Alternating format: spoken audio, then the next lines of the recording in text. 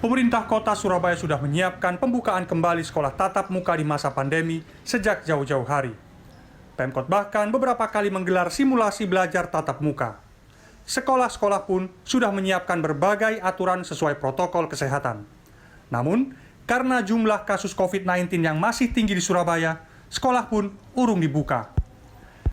Pemkot kini mengkaji kemungkinan menggunakan Jinos, alat deteksi COVID-19 melalui hembusan nafas.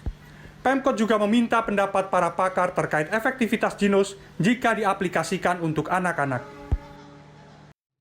Sementara ini kami masih berpedoman ya, masih menggunakan pola protokol kesehatan, dan untuk Jinos sendiri ini kami masih menunggu dari kajian dari teman-teman Satgas ya. Apakah memang bisa diterapkan menggunakan Jinos. Namun, sejumlah orang tua ragu dengan penggunaan alat ini. Keraguan itu setidaknya muncul dari berbagai macam berita yang mereka konsumsi. Mereka sebenarnya senang dengan rencana dibukanya kembali sekolah, tetapi keselamatan anak dan keluarga tetap harus diprioritaskan. Karena itu, mereka lebih setuju tes PCR atau swab antigen sebagai syarat masuk sekolah. Mereka juga berharap vaksinasi dipercepat. Kalau saya pribadi sih mendingan sih kalau akuratnya mungkin ya, akuratnya PCR. Tapi PCR ini tentunya biayanya ekstra, dan saya tidak yakin juga kalau begitu masuk harus PCR masyarakat tidak akan mengeluh kira-kira biaya PCR berapa, kira-kira seperti itu kalau misalkan ini dibayar secara pribadi ya.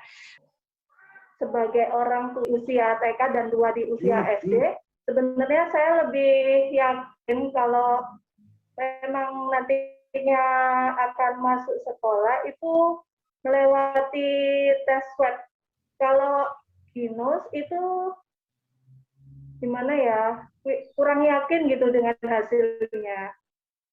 Karena kita belum yakin itu valid enggak.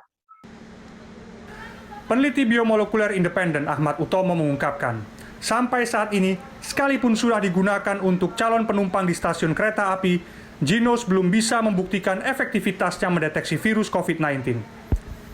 Apalagi ketika alat ini diaplikasikan untuk anak-anak yang kondisi biologisnya sangat berbeda dengan orang dewasa yang menjadi subjek uji coba Jinos. Apalagi untuk anak-anak, ya kan? Jadi kita juga harus lihat dari sisi lingkungannya juga, karena Jinos ini kan kabarnya sangat sensitif dengan lingkungan, ya.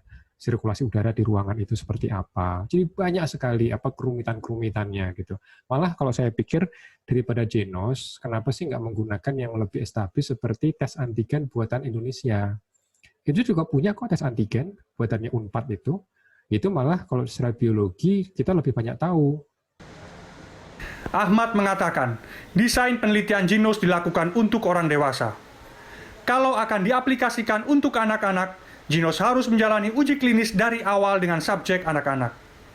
Kondisi anak-anak berbeda dengan orang dewasa.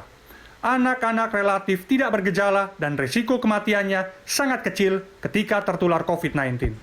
Membuka sekolah di situasi pandemi yang masih belum terkendali sangatlah berisiko.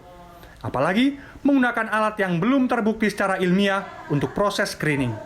Ahmad Utomo mengimbau pemerintah, termasuk di daerah, berhati-hati dalam mengambil kebijakan membuka sekolah. Selain itu, ia menyarankan setidaknya pemerintah melakukan tes antigen yang lebih layak untuk screening. Miftah Farid, Gancar Wicaksono, Surabaya, Jawa Timur.